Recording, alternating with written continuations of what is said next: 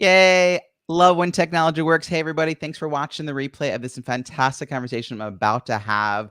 Almost 7 years into hosting a podcast, nearly 350 episodes. This, by the way, is going to be episode 346 of On the Schmooze. Without any further ado, here is this week's guest.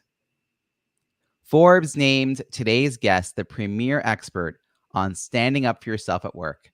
She trains some of the brightest minds on leadership development at places like the World Bank, Microsoft, Under Armour, Pfizer, and Nestlé, helping emerging leaders enhance their presence and self-confidence.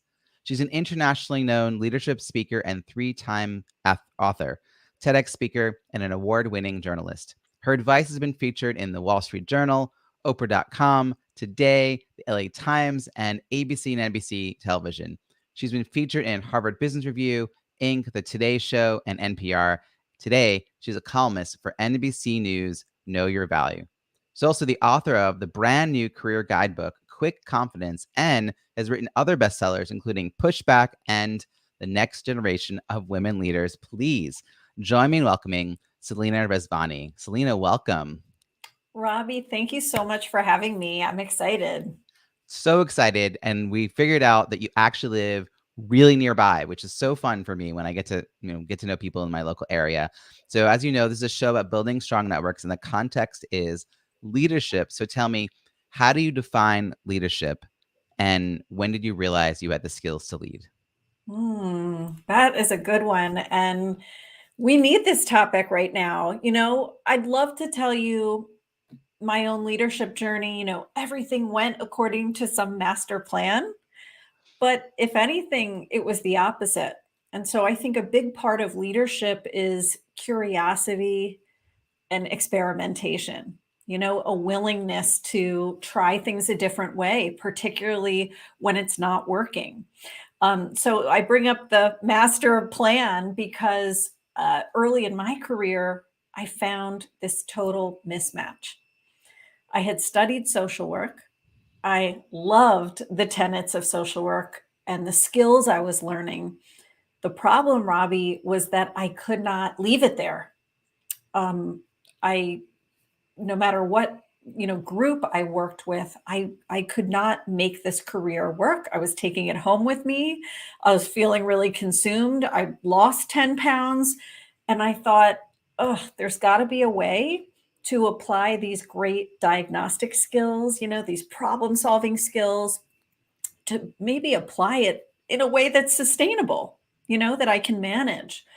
And so I was looking for jobs under every rock, every corner of the earth. What can I do and apply these skills? And I thought, I wish I could apply this to the workplace, maybe to help employees find their empowerment, their voice, get their needs met. And again, I'm looking every place. In desperation one day, I turned to Craigslist.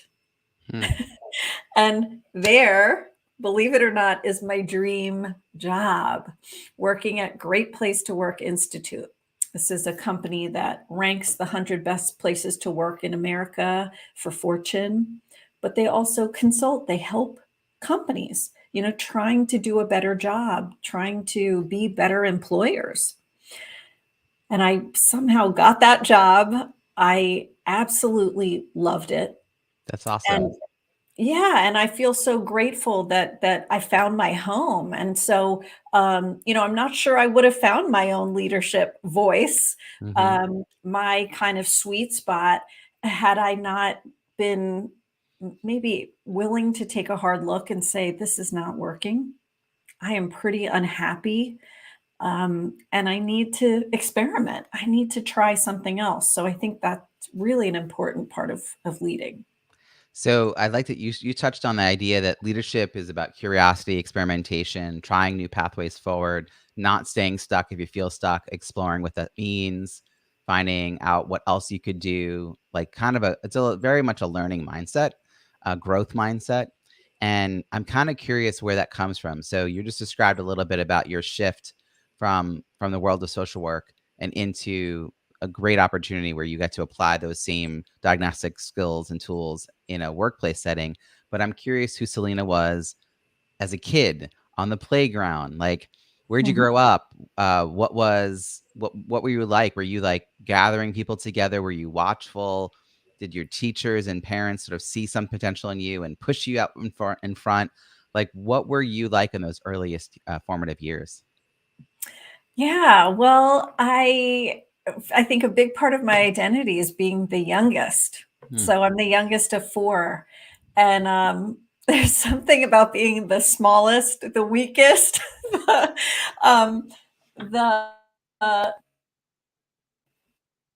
I don't know, least skilled or experienced at things that makes you pretty scrappy, I think, and makes you wanna, um, keep up with the gang, and, I really love my siblings, but, like, I wanted to be in the pack, and so it's funny, I was always the smallest kid physically, like, the shortest and younger than my classmates, so in a way, I think that scrappiness was a theme of my life, um, and maybe has been a good thing.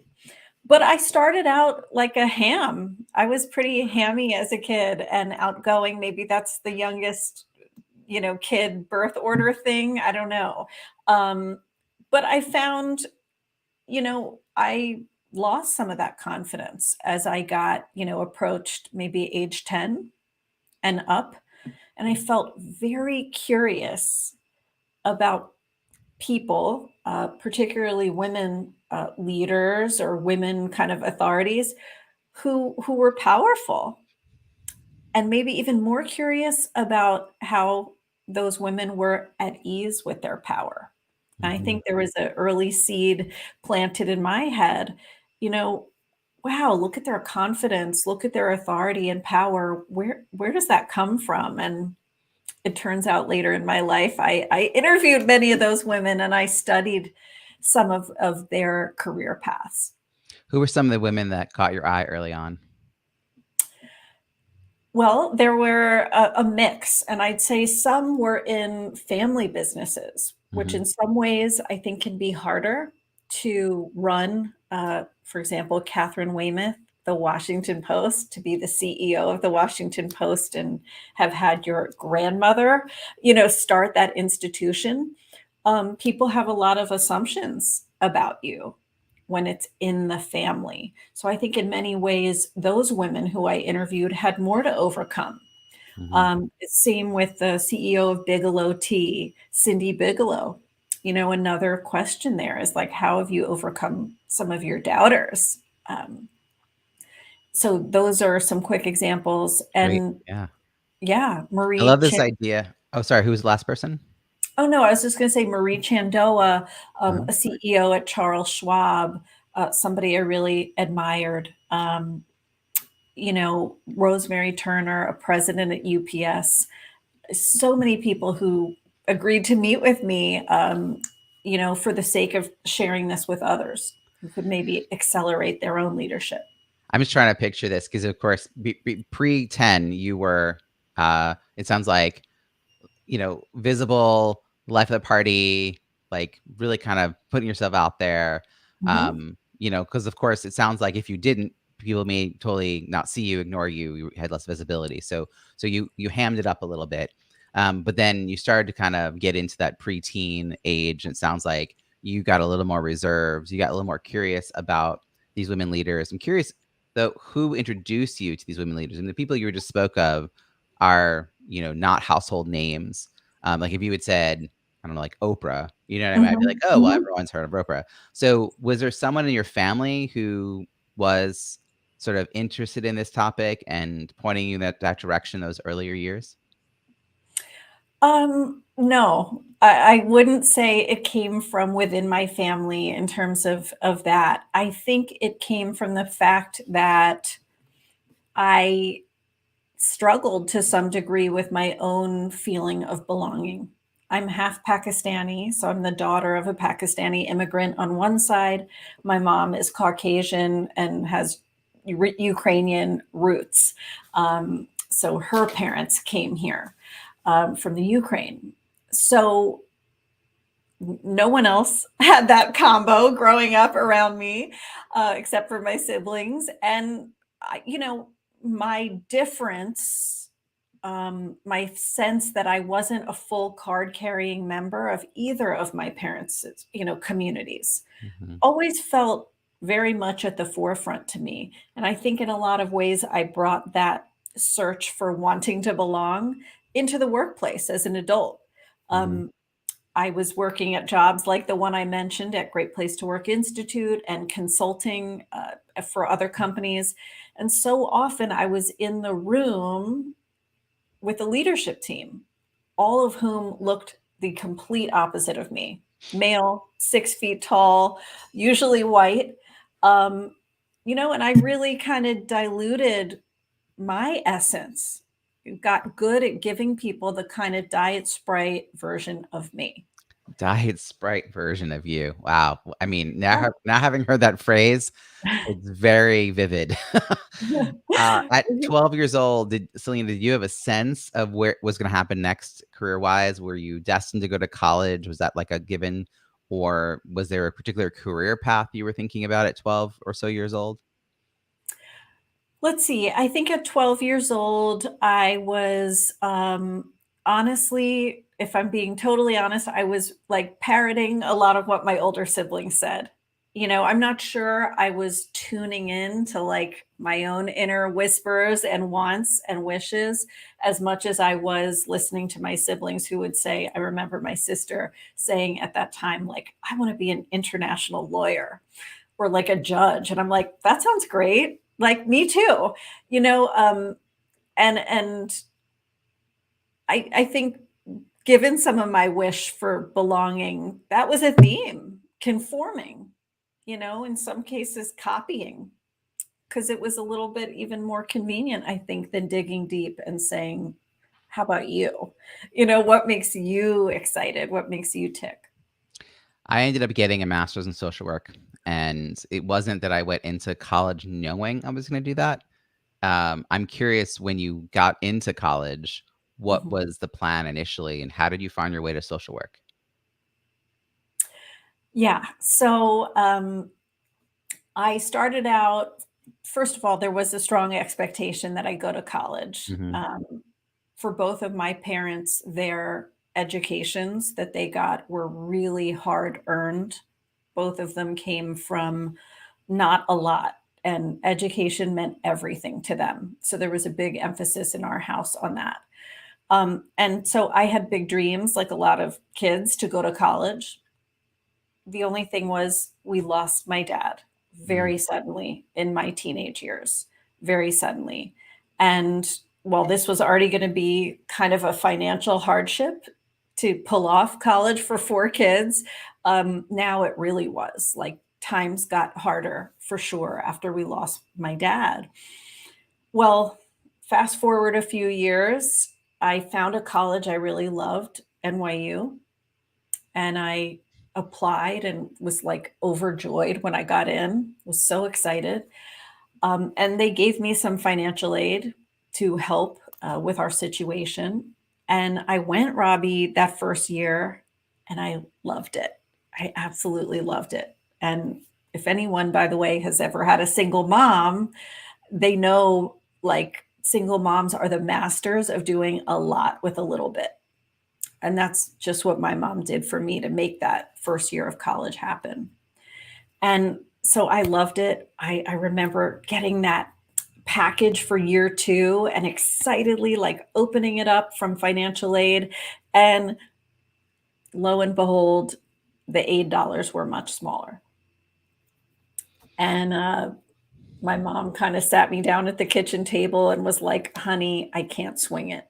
I can't send you back. And I realized in that moment, if anything was going to maybe change, the course of where things were headed, it had to start with me.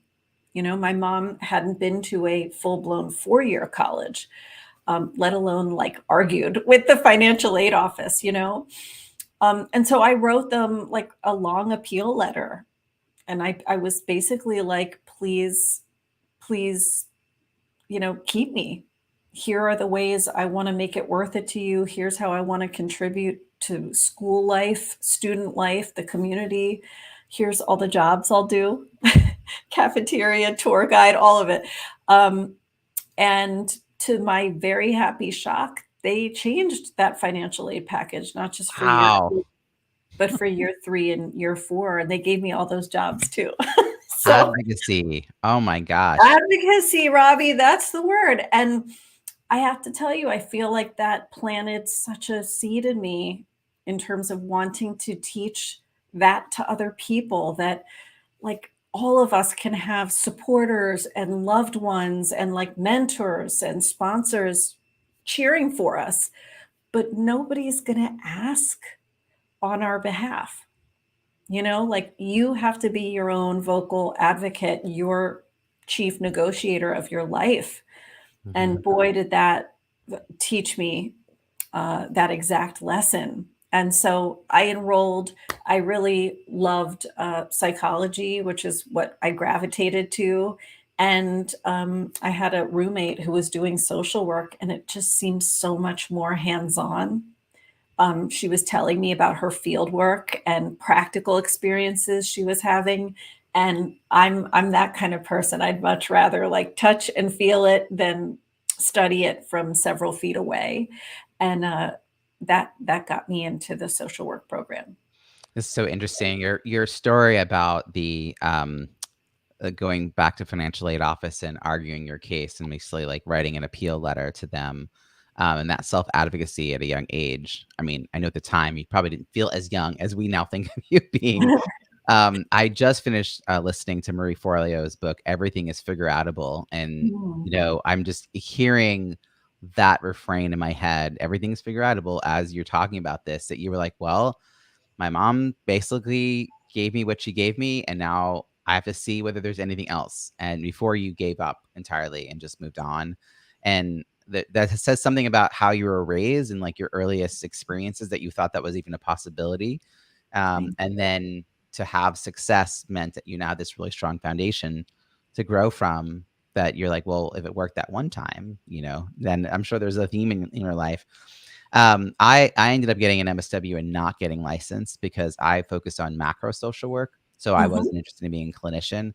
And I do feel like it infuses everything I do because I'm really focused on community building, organization development, how people think in groups. So how did you sort of think about your social work career? Was there a plan to really be more of that clinician role initially? I think that what I was maybe attracted to, um, sometimes we have these ideas about like what's appealing or where we can make an impact, what's really exciting, was so hardcore. And I'll give you an example. My field work was at the Manhattan DA's office working with violent crime victims. Like, ugh, I mean, truly awful, terrible things happening to people, and needing, of course, they need to process that with somebody. And my hats off to the people who can do it, because clearly I am not made of that fabric. But I think there was a mismatch between what seemed very exciting to me and what was actually sustainable, and something I could carry out. Mm, So I think I would have been better suited with maybe an application to organization development and systems, thinking about more of the macro, just like you have talked about the value you've gotten from that. I love organization development. I really click with the concepts and the ideas behind it. So I think that probably would have been a better fit for me. I also remember thinking about even shorter term type work, for example, with college students, and just the ways in which that creates a support system for college students who I think really need it and often don't have yeah. supports. So there was so much I learned from social work, but like you said, I find it's part of my everyday. I would not change my education for anything. I am so grateful for it. And if anything, I think social work's really underestimated by people. Really kind of marginalized, sadly, in a way, as less of a profession and skill base than it is. And I think it has the potential to change the world. Yeah, it's very multifaceted the way it could be applied. Did you stay employed while you were searching for the next thing once you started to realize how uncomfortable or unfulfilled you were in your social work role and you started perusing things like Craigslist? Or did you let go of that work and just dive into job searching? Yeah, so I went through a few jobs thinking maybe it's this place, Mm, maybe it's this fit. And I think ultimately I just realized, nope, I can't eat and I love to eat. I look forward to mealtime and planning and cooking. I'm one of those people. And, I stayed employed in that last social work job I had and looked on the, nights, weekends, anytime I could, and this magical unicorn of a job showed up, What in year did you shift from social work into working at the organization around the Great Places to Work? I wanna say 2004. Right. So almost, yeah, 19 Yeah. years ago. Yeah. I'm just trying to place us like, cause yeah, I graduated in the late 90s and, the options then, around what social work could be, I think Yeah. has expanded a lot since then, than what we were offered. I think I was fortunate to have a school, yay, SUNY Stony Brook, that gave me the opportunity to have this. The macro was a sort of a smaller subset of the program, but it was one they were comfortable promoting. Mhm. uh, After you get this role and you realize you can take these skills and apply it to the workplace, like how did you start developing your career at that point? And at what point did you realize you wanted to start doing something other than just working in a day job where you started speaking and writing and like developing your own business? Yeah, so I'm at Great Place to Work, and what a wonderful place to cut your teeth. Really like a generous, Oh, group you're who saying they're a great place to work. That's good. I I'm mean, I would saying that, yeah, be because awful if so that many wasn't the case.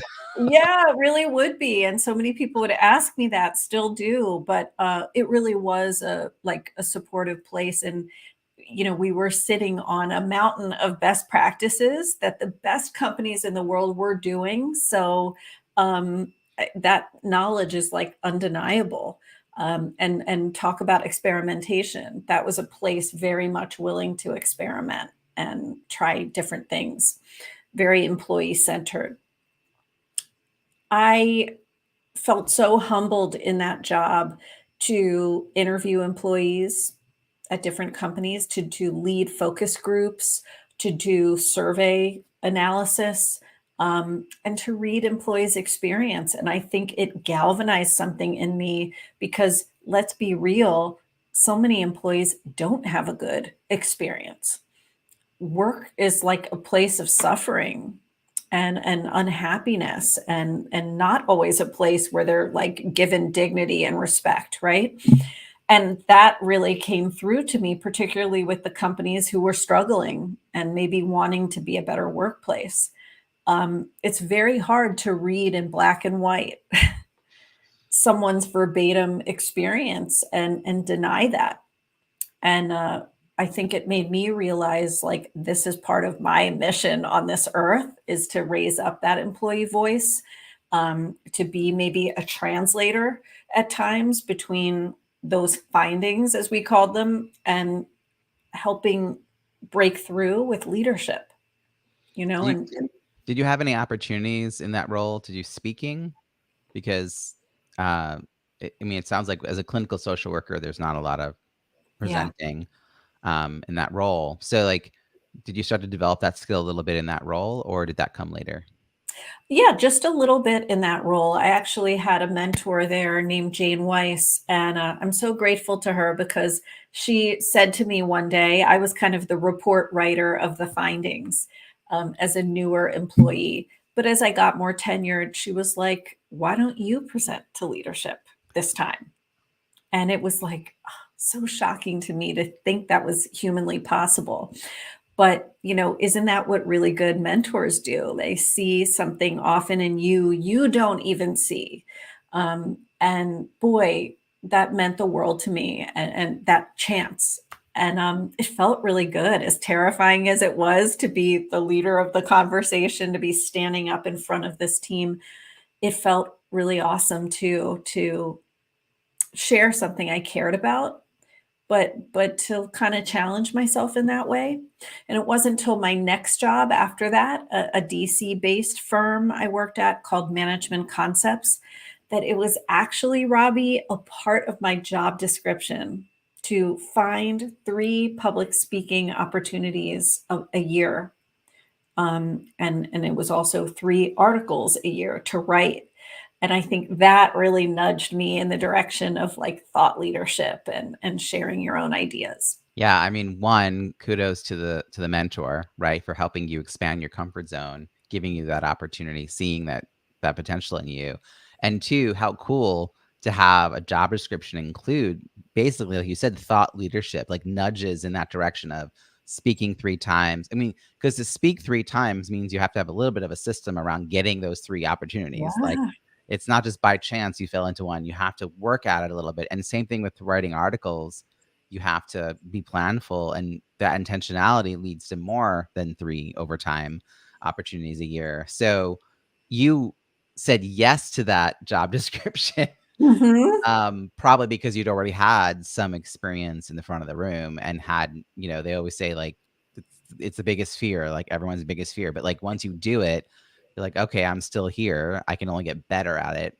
Mhm. So you probably wouldn't have said yes to that DC management company if you hadn't already done that part of the work. Yeah, and well, to be fair, I came in with one boss, she left, and a new boss came in and implemented that kind You of didn't know. rule. So I didn't know, so I can't really give myself credit and say, I "Good want to give job you being credit. so brave, Selena." Like, nope, I didn't necessarily think it was part of the program, and I am so glad that I was kind of encouraged by that next boss to do it, because while it might have helped the organization, to have internal speakers out there on the conference circuit, what a investment it is in yourself, to do that. I felt like they gave me this lifetime, this lifelong investment in myself, not just raising the profile of the firm.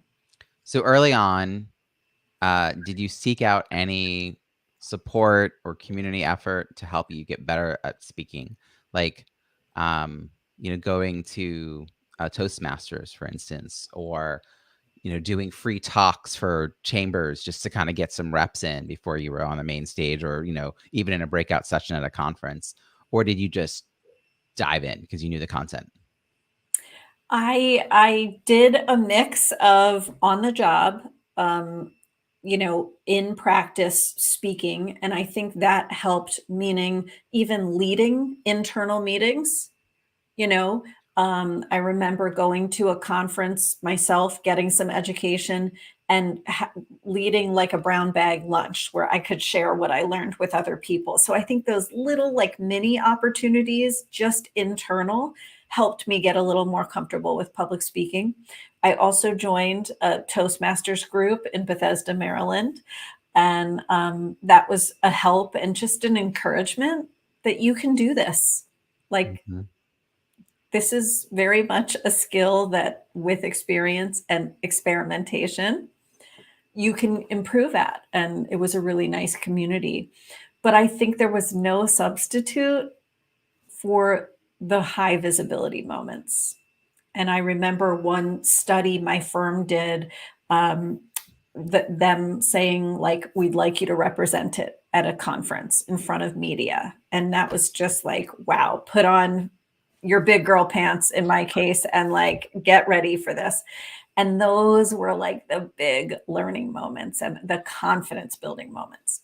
Yeah, yeah. I love that you described the brown bag lunch after attending a conference. One, I love the idea of an organization building that into the culture, because too often I help people, for my business is mainly around helping people design virtual and in-person conferences.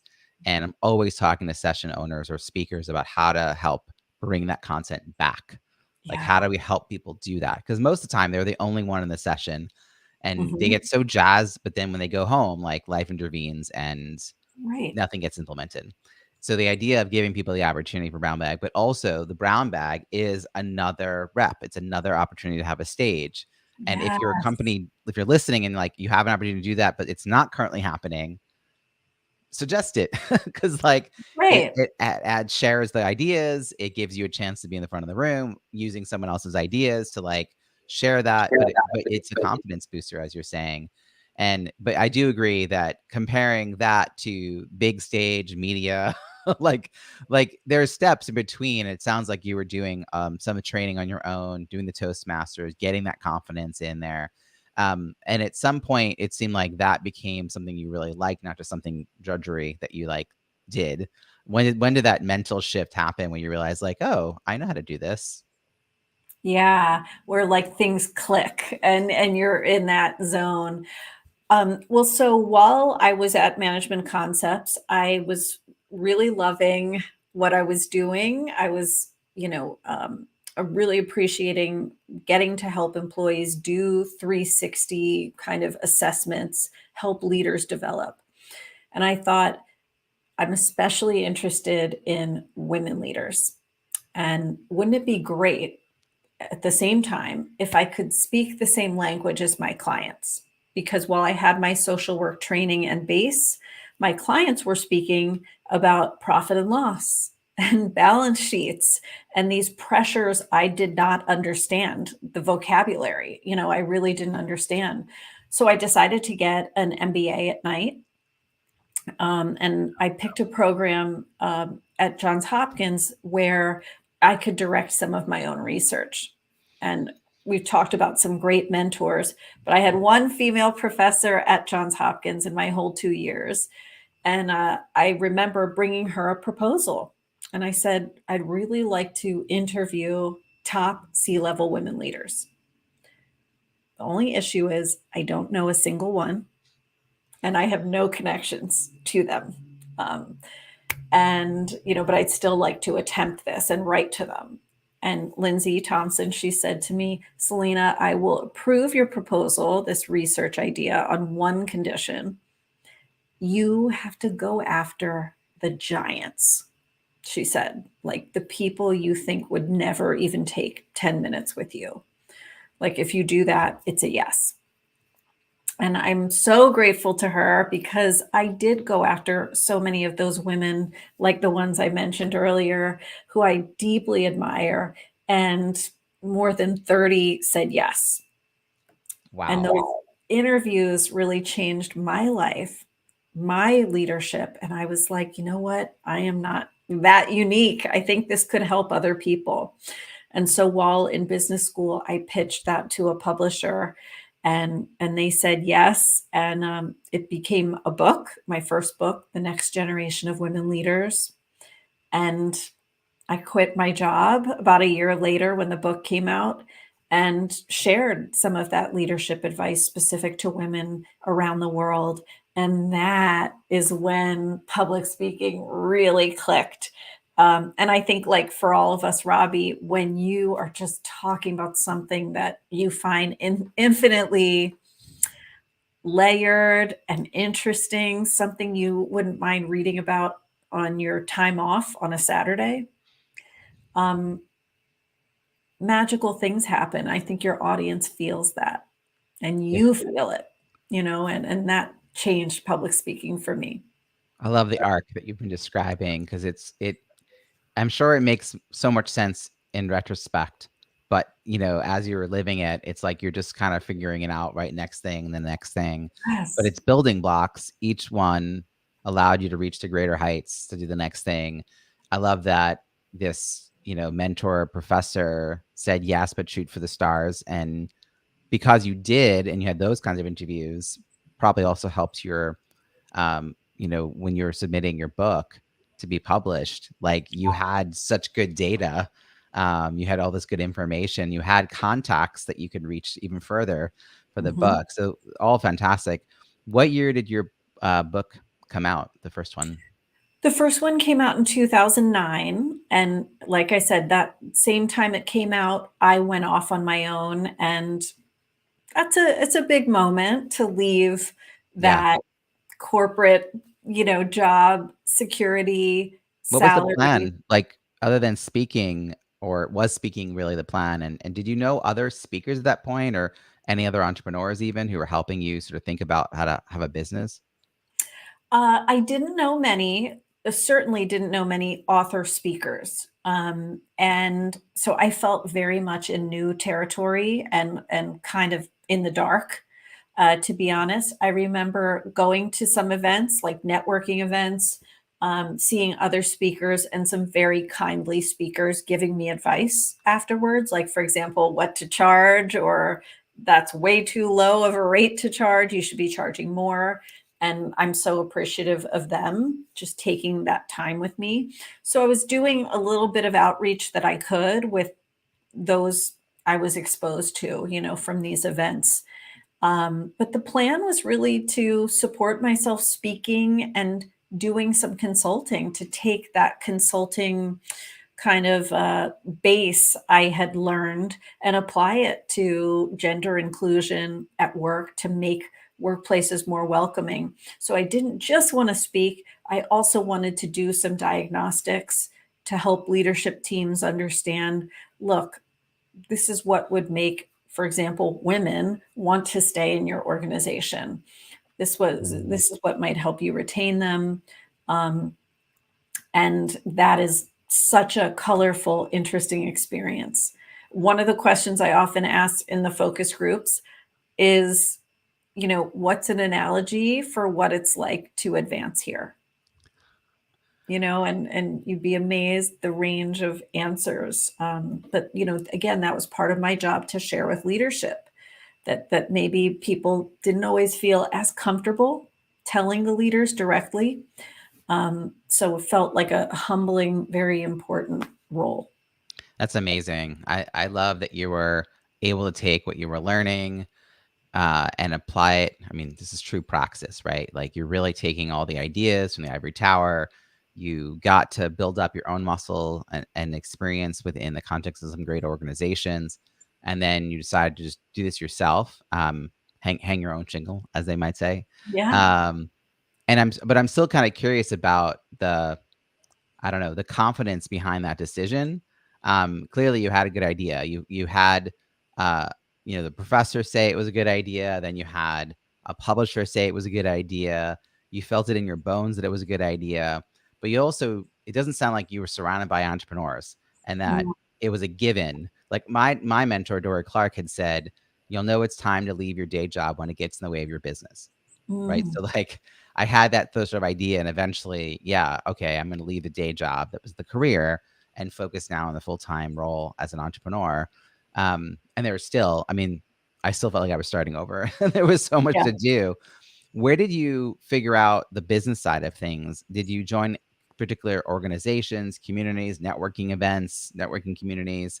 Like, how did you start surrounding yourself with the people that you wanted to level up to their comfort and their access and their experience in this world? I think the single best way for me to level up was to have, I'd say, some peer author speakers Mhm. who I could talk to completely candidly Mhm. about things. Sometimes in a consultation mode. Hey, I just got a really strange, out there, different request than I've ever gotten from a client. Can I run it by you? And I was always better for that conversation. Like, there was always a sense of empowerment. And I don't think you really just have to go along with that plan. If you don't agree with it, here's how Mhm. I might push back, or here's how I might negotiate it. And so those peer relationships, developing that informal peer network, but saying really openly to people, even when nurturing like a new relationship, listen, I'm an open book. If there's anything I can share with you that's helped me, my proposal template, like anything, I'm very willing to share it. I'm willing to talk about money and fees and all of that. If it's ever helpful to you, like, don't be shy about reaching out or using me as a sounding board. And I have found having those people who are not exactly right in my domain, but maybe 10 degrees even outside. I have a great friend who does this for me. She's in innovation. Another one who focuses exclusively on communication. Somebody else who focuses on the nonprofit world. And yet we can all help each other in really immediate, time-saving ways, Yeah. not to mention the support. I think there's just a lot of understanding and support as well. How do you find these author speakers initially? So some were like lucky happenstance. I wrote my second book with a publisher called Wiley, and they introduced me to another author who's become an incredibly close friend. So maybe 11 years ago, my second book came out, and her book, Simone, her name's Simone Ahuja, was coming out the same time as mine. And Wiley said, you may want to co-promote each other's books and help out. She's become a wonderful friend and source of so much knowledge. So I think some lucky breaks like that. Other speakers I met at conferences in the green room, and we really hit it off and chose to stay in touch. And then here's a newer one. I am not afraid at all to fangirl somebody and DM them and say, this happened recently. I just found you and your work. I think you're wonderful. And I happen to notice you're local to me. Like, if you ever want to get together, it'd be great to meet and talk. And that just happened with two speakers in my area who, initiating in that way led to the three of us meeting. And it was like the best time. That's So amazing. yeah, kind of not overthinking it. Mhm. If you have that inner urge, like, oh, I really like that person. I think we'd have something awesome in terms of a connection, like not letting yourself go into overthinking mode of, I Mhm. don't know, maybe I'll wait. I don't know. Maybe they'll say no. Yeah. Maybe it'll come off weird.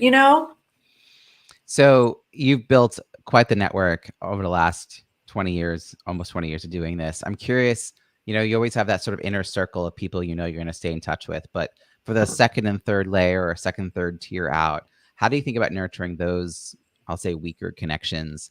Any habits, philosophies, or practices that help you sustain and nurture those connections? Like people you might see once a year at a conference, or you work with them 5 years ago, but you haven't since, but you like each other. That shouldn't be the Yeah. premise. And those relationships matter. Like, I know sometimes we can think of them as like, oh, is that a little more transactional? We're not confidants and friends who talk all the time. But those relationships really matter. And I know a lot of the research says they are a richer source than even our tight inner circle. So I do take a pretty proactive approach with those. Like, for every inquiry I get inbound, every person I meet, I send a LinkedIn invite. I really try hard to do that and keep us connected, even if in that looser uh, way. I also post 5 days a week on LinkedIn because there's a lot of things I really care about, especially in the work world right now, and helping people be those confident self advocates. So I post about things that I think can add value to my community. It doesn't matter to me if I talked to them last week or 7 years ago. Like, I still want to be adding value. And also just sharing some of what I'm up to. I share what's going on with my books. I share, like, just recently a talk I gave, and why it was meaningful to me with pictures of that talk. So I found that steady drumbeat of consistent posting, um, with an eye towards adding value has Mhm. really helped nurture those relationships. And I think someone's more likely to DM you on LinkedIn or comment on your post and say, hey, I thought of you for something that we're working on, or, like an event, as you know all about, Robbie. And I thought of you because, you've stayed present, right? You've stayed in people's feeds. And I think there's something to that consistency. Yeah, I could really appreciate that. I mean, it is a process to get that kind of content out, but being visible, it's not just who you know and what you know, it's who knows what you know and will they remember you. And so the and will they remember you part is what you're really speaking to here, is that you're putting your ideas out. Then they also know what you're about. So it's good, helps make referrals a little easier. Really appreciate all of this. We're about to get to my favorite wrap up question, but first we're going to hear a word from our sponsor. Okay, here's my favorite wrap up question. A year from now, we're having a conversation, and because you live local, I hope this is not a whole year we wait to talk together Mhm. again. But I'm asking you about all the things that are happening in your life and what are we celebrating from the last year? What are we going to be toasting? What are you looking forward to the most in the year ahead? Mm. I think, trusting that inner wisdom that's often the source of your best ideas is so important. And I'd like to toast with you a year from now, saying, I'm so glad I listened, to that gut instinct that such and such was a fruitful idea and worth pursuing. Um, a quick example of that, I talked myself out about 5 times of starting a LinkedIn newsletter during the pandemic about confidence. I don't think so. I think it's too fluffy. What if it doesn't make business sense? Um, but I really wanted to do it, Robbie. I really had this urge, like, I need this. Other people need a confidence boost too. And I did it and it went viral. It was the first thing I've ever done, that went viral. And it's today a book. It's 100,000 people strong in terms of subscribers, but like most important, it's a community. It's a forum where we exchange and share what's helped us with confidence. And none of that would have been possible by shushing, those inner um, urges and those little wise whispers. So I really wish that for everyone, especially if it's something lower risk that you can try, you can attempt, like do it because you are your best advisor and counselor when it comes to good ideas. I 100% agree, and I can't wait to help you celebrate all of that good success. How can people find you and follow your work? Yeah, thank you. Well, you can go to my website, Selena Rezvani, and check all the information out there and resources. I also create content daily around leadership on every platform. And so my handle is Selena Rezvani on all of those. And my newest book, Quick Confidence, is out in the world, newly out, and you can find it everywhere books are sold. Fantastic. We'll put all the links and resources in the show notes at ontheschmooze.com. We've got all your social profiles, links to all your books. This has been a fantastic conversation. Thank you so much for joining us. Thank you, Robbie, for lifting so many of us up.